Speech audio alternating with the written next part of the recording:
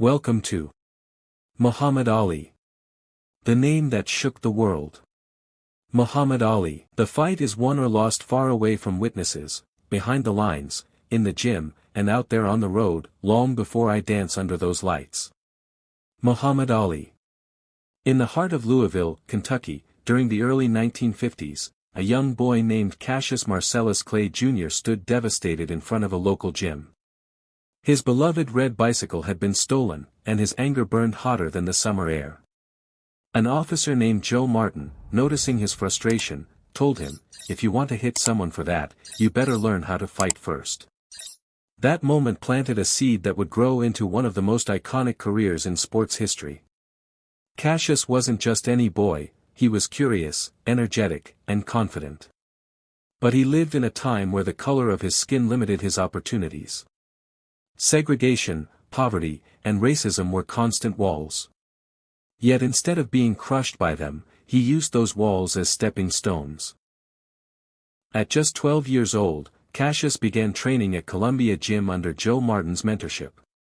He was light, fast, and had a sharp tongue to match. What he lacked in formal education, struggling with dyslexia, he made up for in self-belief and determination. He would wake up early, run for miles, then train with relentless intensity. He skipped parties, ignored distractions, and kept his eyes on the goal. "I'm gonna be the greatest one day," he'd say confidently, long before anyone else believed him. His training wasn't just physical. He studied his opponents like a scientist, memorized their moves, and crafted his own style, a blend of speed, rhythm, and grace. He didn't fight like a heavyweight, he danced like a feather. At school, he wasn't a standout student. But in the ring, he was extraordinary. Every time he stepped into that square, he brought something new, a sense of theater, charisma, and absolute confidence. Soon, he was dominating local tournaments and capturing national attention. In 1960, Cassius Clay qualified for the Rome Olympics. With elegance and fire, he won the gold medal in the light heavyweight category. It wasn't just a win for him, it was a statement to the world. The kid who started boxing because of a stolen bike was now a global champion. But behind that Olympic gold was a young boy who had faced silent battles, doubt, isolation, and a society that often told him he wasn't enough. He chose to fight, not just in the ring, but in life. After returning from the 1960 Rome Olympics with a gold medal draped around his neck, Cassius Clay became an instant star in America. But even as he smiled for cameras and accepted praise, he couldn't ignore the reality back home. In Louisville, segregation was still law. A champion abroad, but just another black man in the eyes of many at home. According to legend, when a local restaurant refused to serve him because of his race, Clay threw his Olympic gold medal into the Ohio River. Whether true or not, the story captured the deep frustration and disappointment he felt. Victory didn't change the world around him. That reality shaped his determination not only to win in the ring, but also to fight for something bigger. He soon turned professional and continued dominating his opponents. With each victory, his confidence grew louder and sharper. He didn't just win, he predicted the round in which he'd knock out his opponent. And more often than not, he was right. But what truly separated Cassius from other boxers was not just his speed, power, or technique. It was his mindset. He believed greatness wasn't just about skill, it was about identity, purpose, and vision. He wanted to be more than a champion, he wanted to be a voice. In 1964, at just 22 years old, Cassius Clay faced the undefeated champion Sonny Liston. The boxing world doubted him. Bookmakers considered him an underdog. But Cassius was calm, focused, and bold. He shouted to reporters, "I'm gonna float like a butterfly and sting like a bee." And that's exactly what he did. In a stunning upset, he beat Liston and became the heavyweight champion of the world. That night, he shocked the world again, not with his fists, but with his words. He announced he had joined the Nation of Islam and changed his name to Muhammad Ali. To many, it was controversial. He was no longer just a boxer, he was now a symbol of resistance, identity, and faith. While others tried to shape him, Ali chose to define himself. The media, the government, and even some fans rejected the change. But he stood firm. For Ali, being the greatest wasn't about how many opponents he could knock out, it was about how true he could stay to who he was.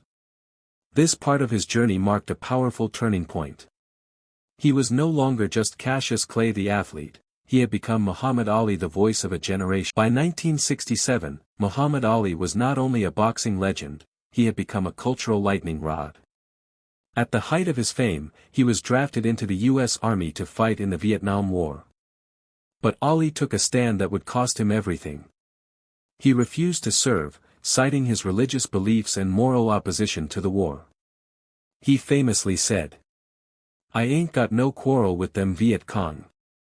No Viet Cong ever called me en." The statement shook the nation. Supporters praised his courage, while critics called him a traitor. The backlash was immediate and severe.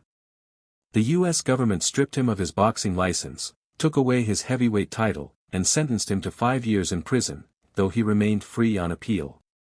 He lost 3 of the most important years of his athletic prime. He was banned from fighting, left without income, and rejected by many who once cheered for him. But still, he refused to back down. He would not trade his beliefs for success. He once said, "I would rather go to jail than betray my faith." Ali traveled the country, speaking at universities, inspiring a new generation of activists. His sacrifice became a symbol of resistance, not only against war, but against the injustice faced by Black Americans at home. While the world debated his decision, he endured in silence. When asked if he regretted his choice, he answered firmly, "I did what I thought was right." In 1971, the Supreme Court unanimously overturned his conviction.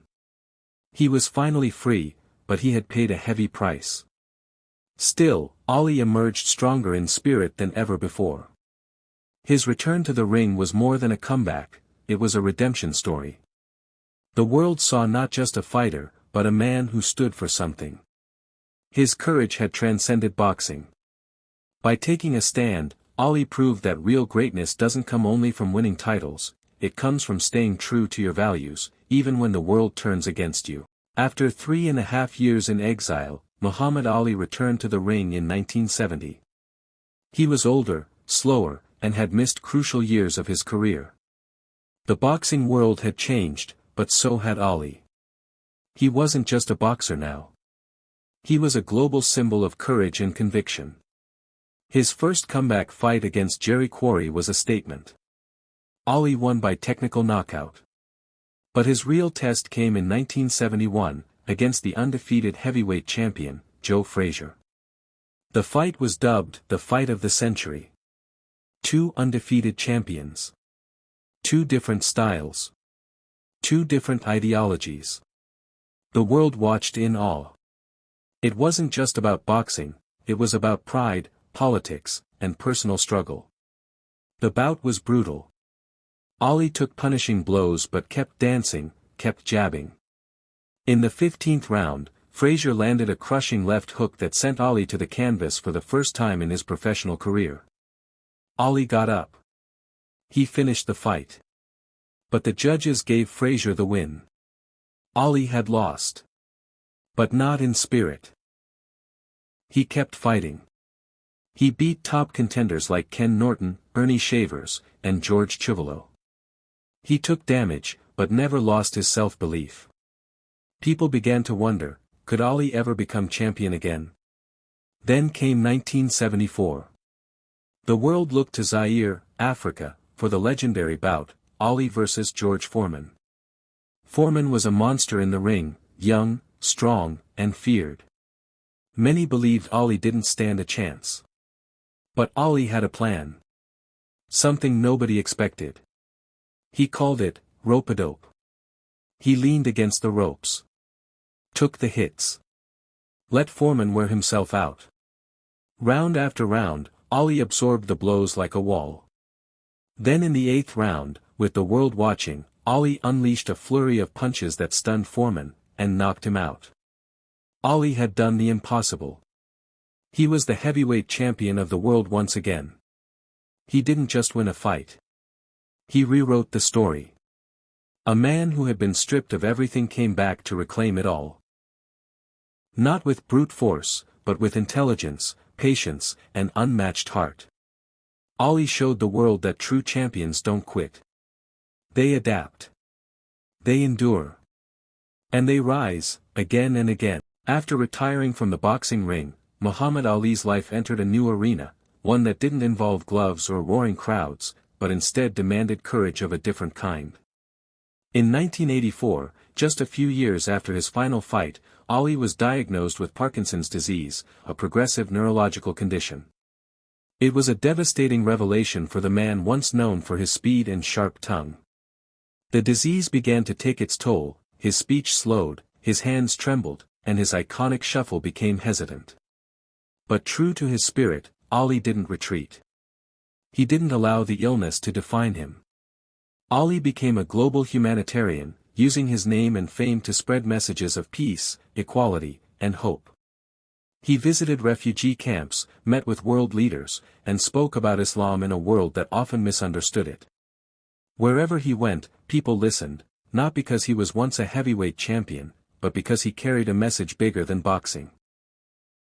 In 1990, Ali traveled to Iraq to negotiate the release of 15 American hostages held by Saddam Hussein. He wasn't a politician or diplomat, but his presence made an impact. The hostages were freed. His courage had once again saved lives, not in the ring, but on the world stage. Despite his health challenges, Ali remained inspiring and active. In 1996, the world watched in awe as he lit the Olympic torch at the Atlanta Games. His hands shook from Parkinson's, but the moment was filled with silence, emotion, and admiration. That image burned itself into history, a once powerful fighter now representing the strength of human spirit in the face of weakness. Ali also established the Muhammad Ali Center in Louisville, Kentucky, a place dedicated to promoting respect, hope, and understanding among all people. It wasn't about boxing. It was about building a legacy that could inspire generations. His life after boxing was filled with challenges. Public appearances grew harder, communication became difficult, and his body weakened year by year. Yet, he never gave up. He remained a symbol of endurance, showing the world that strength isn't just measured in muscles or medals, but in how one handles pain, humility, and adversity. Throughout the 2000s, Ali continued to receive global honors, being awarded the Presidential Medal of Freedom, named UN Messenger of Peace, and honored by organizations around the world.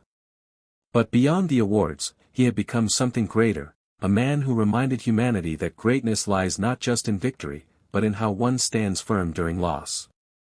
Ali was now older, quieter, and physically frail. But when people looked at him, they still saw the fire in his eyes, the unbreakable will, and the message he had always carried. Stand for something. Fight for what matters. And never let life knock you out without getting back up. As the years passed, Muhammad Ali's voice grew quieter, and his body slower. But while time and illness may have slowed him physically, his impact only grew louder. Across continents, in classrooms and stadiums, in books and documentaries, his story continued to inspire millions. Ali passed away on June 3, 2016, but the world didn't mourn just a boxer. It mourned a man who dared to be different. A man who stood for his beliefs. A man who refused to stay down even when the world tried to silence him. At his funeral, thousands gathered in Louisville, Kentucky. Leaders, celebrities, athletes, and ordinary people, black and white, rich and poor, Muslims, Christians, Jews, stood side by side. Not because he was a champion in the ring, but because he had become a champion of humanity. His daughter said, "Daddy was not afraid of death. He looked it in the eye with courage." And perhaps that was the most powerful thing about Ali. His fearlessness wasn't just about fighting opponents, but about facing life's toughest challenges with grace. Even after his passing, the Muhammad Ali Center continues his mission, to teach people to be confident, compassionate and courageous. His quotes are etched in classrooms. His fights replayed in gyms. His story retold in speeches. But most importantly, his spirit lives in every person who dares to fight for what's right.